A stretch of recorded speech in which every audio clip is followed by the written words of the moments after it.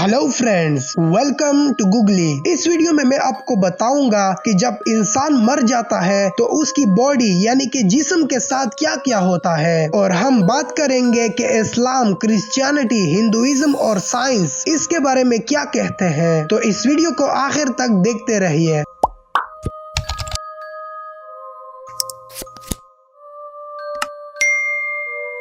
Step number 1, इस्लाम इसके बारे में क्या कहता है। इस्लाम कहता है कि हमारी रूह इजराइल अलैहिस्सलाम निकालता है, और उसके बाद जब हम मर जाते हैं और कयामत आ जाती है तो अल्लाह हमें दोबारा जिंदा करता है, और हर किसी की अच्छाई और बुराई देखी जाती है जो कि हर किसी का लिखा हुआ होता है। तो जिसने अच्छे काम किए होते हैं वो जन्नत में जाते हैं, और जिसने बुरे काम किए होते हैं वो जहन्नुम में जाते हैं। स्टेप नंबर 2, क्रिश्चियनिटी इसके बारे में क्या कहती है। क्रिश्चियन ये कहते हैं कि जब कोई मर जाता है तो उसकी रूह देखी जाती है। अगर उसने अच्छे काम किए होंगे तो वो जन्नत में जाएगा, और अगर उसने बुरे काम किए होंगे तो वो जहन्नुम में जाएगा। स्टेप नंबर 3, हिंदुइज्म इसके बारे में क्या कहता है। I am not sure about Hinduism, but Hindu कहते हैं कि जब हम मर जाते हैं तो उसकी रूह या आत्मा कोई और बॉडी में पैदा होती है।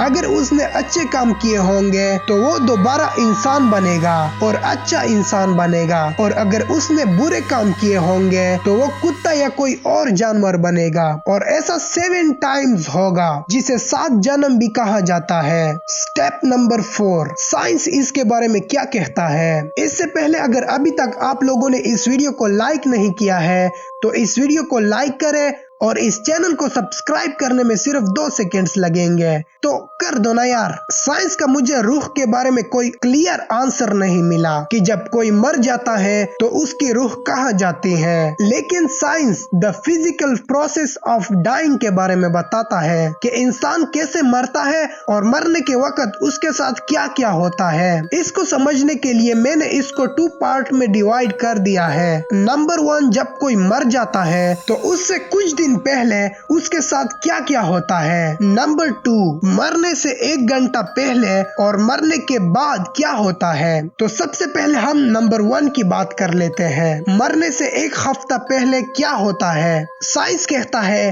कि मरने से पहले इंसान थका हुआ महसूस करता है, और उसे नींद बहुत ज्यादा आती है, और वो बहुत कम बातें करता है। हो सकता है कि वो खाना भी बहुत कम खाए, और जो मर रहा है उसका वजन कम हो जाता है। और आखिरी 24 घंटे में मौत का पता लगाने के लिए जो साइंस सबसे बेस्ट इंडिकेटर मानता है वो ये है कि न्यूटन का लॉ ऑफ कूलिंग इसके बॉडी को फॉलो करता है, यानी कि बॉडी के सरफेस का टेम्परेचर एनवायरनमेंट के टेम्परेचर से अलग होगा। नंबर 2, आखिरी 1 घंटे में क्या होता है। जब कोई मरता है तो उसके दिल की धड़कन और ब्लड सर्कुलेशन स्लो हो जाता है, उसके दिमाग और बॉडी पार्ट्स को ऑक्सीजन मिलना कम हो जाता है, और सांस लेने में मुश्किल आती है। और ये भी कहा जाता है कि जब कोई मरता है तो वो क्लेम करता है कि उसे बहुत रिलैक्स फील हो रहा है, और जब कोई मर जाता है तो उसके दिल की धड़कन और सांस